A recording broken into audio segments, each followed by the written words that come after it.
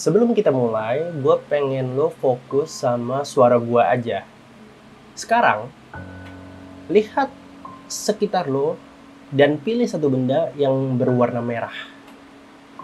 Udah?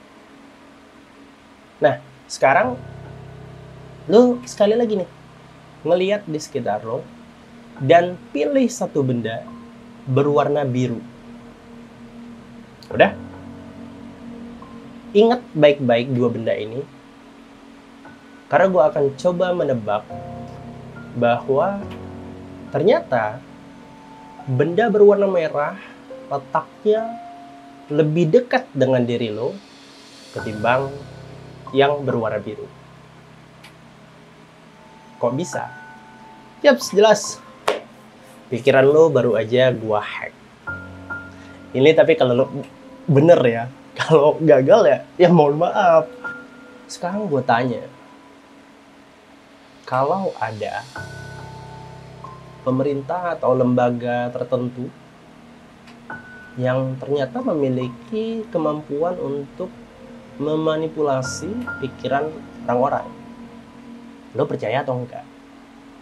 Coba tulis dulu di kolom komentar. Kalau percaya kenapa? Kalau enggak kenapa? Karena gue pengen ngajakin lo untuk ngomongin teori konspirasi MK Ultra setelah jeda pariwara berikut ini.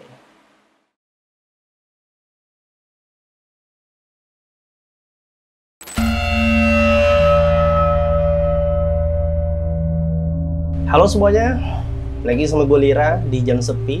Kali ini gue akan ngajakin lo untuk ngomongin tentang sebuah teori konspirasi nyata. Ini pernah terjadi ya. Bukan proyek kecil-kecilan, ini proyek gede yang dilakukan di Eropa, tapi udah lama banget. Proyek MK Ultra. Ini adalah eksperimen rahasia yang dilakukan oleh CIA untuk mempelajari bagaimana cara mengendalikan pikiran. Metodenya tuh aneh-aneh ya. Salah satunya adalah menggunakan obat-obatan seperti LSD dan hipnosis. Mengerikannya tuh justru orang-orang yang terlibat dalam proyek ini dan menjadi kelinci, mereka nggak tahu kalau mereka tuh andil, tapi sebagai korban ya.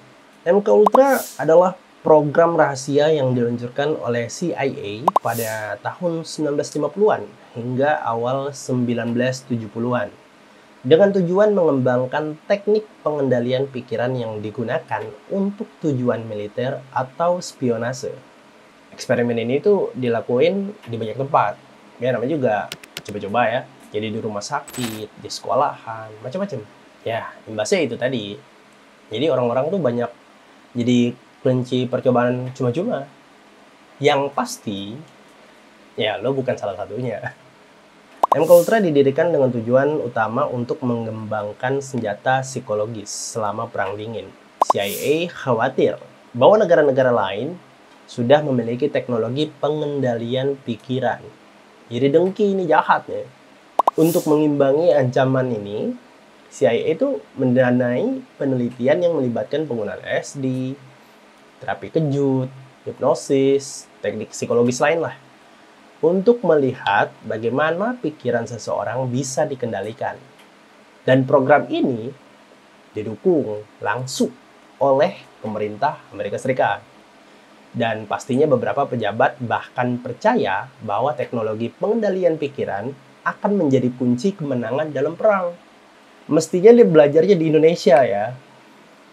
Sama ini, Cenayang, Indigo, Dukun. Wah, pasti seru karena niat banget gitu kan. Kalau di Indonesia tuh otodidak semuanya. Jadi kadang suka ada yang bilang kayak gini, aku tuh dapat mimpi gitu, terus besoknya demam, terus tiba-tiba mulai bisa lihat hantu, mulai bisa baca pikiran orang, mulai bisa tahu benda tuh hilang ada di mana gitu. Wah, macam-macam tuh. Nah, ini harusnya kalau CIA di Indonesia sukses. Sayangnya dia di Eropa. Oke, lanjut. Dalam proyek ini lebih detailnya tuh, jadi ketika penggunaan LSD nih, salah satu contohnya ya, untuk melihat bagaimana efeknya pada otak dan pikiran manusia. LSD ini diberikan kepada subjek tanpa pengetahuan mereka. Banyak yang mengalami trauma atau efek samping psikologis yang berat. Beberapa subjek bahkan dipaksa untuk mengingat atau melupakan informasi tertentu melalui teknik psikologis yang dianggap ekstrim pada masanya. Banyak dari korban yang mengalami gangguan mental seumur hidup.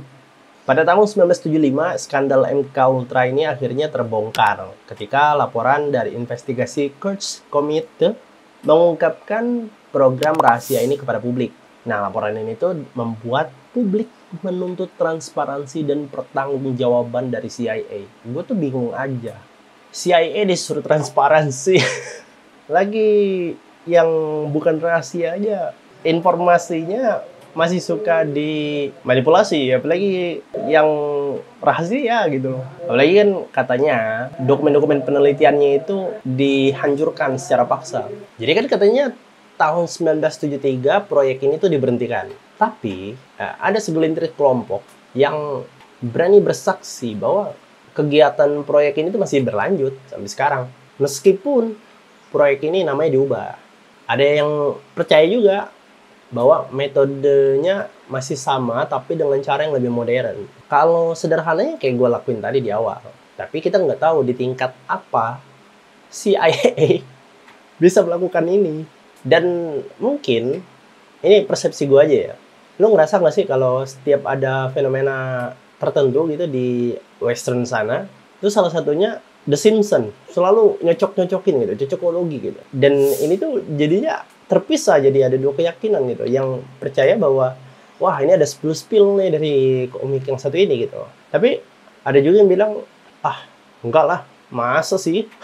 Itu bisa dibuat. Atau, kalau yang gue yakini, dan mungkin kebanyakan lo juga yakin ya The Simpsons itu alat untuk membuat kita terpengaruh. Jadi kan pelan.